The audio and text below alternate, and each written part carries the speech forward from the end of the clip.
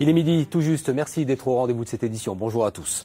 Une question d'abord, comment entretenir, restaurer, rénover le patrimoine? Question posée à Vézelay, dans l'Yonne, qui accueille depuis hier une rencontre initiée par l'association Patrimoine Environnement. Beaucoup d'interrogations ici quant à l'entretien des remparts, notamment dans ce village fortifié classé au patrimoine mondial de l'UNESCO et qui attire chaque année pas moins d'1 million de visiteurs. Stéphane Robert, Lucie Denéchaud. Bertrand Ginisti est l'un des plus gros propriétaires de remparts de Vézelay. Ils s'étendent sur 120 mètres de long au bout de son jardin et lui posent bien des tracas. Les remparts se dégradent complètement. Là, ils ont perdu 50 cm en 5-6 ans. J'ai creusé un peu au-dessus des remparts. Je n'ai même pas trouvé les pierres. Je suis toujours sur de la terre.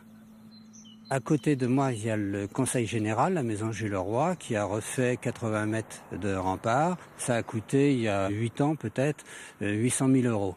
J'en ai 120 mètres, faites le calcul.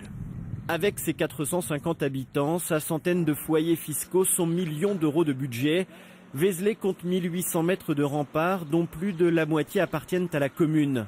Pour monsieur le maire aussi, restaurer ce patrimoine prend des allures de casse-tête.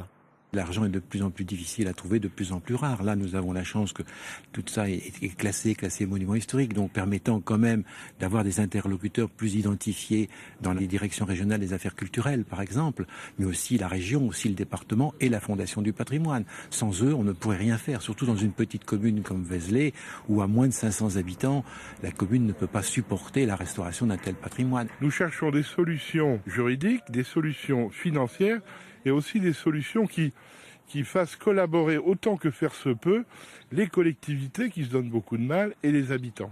Depuis 2010, la colline éternelle est reconnue comme grand site de France. La restauration de son patrimoine est donc un enjeu majeur dans l'attribution de ce label national, renouvelé tous les 6 ans.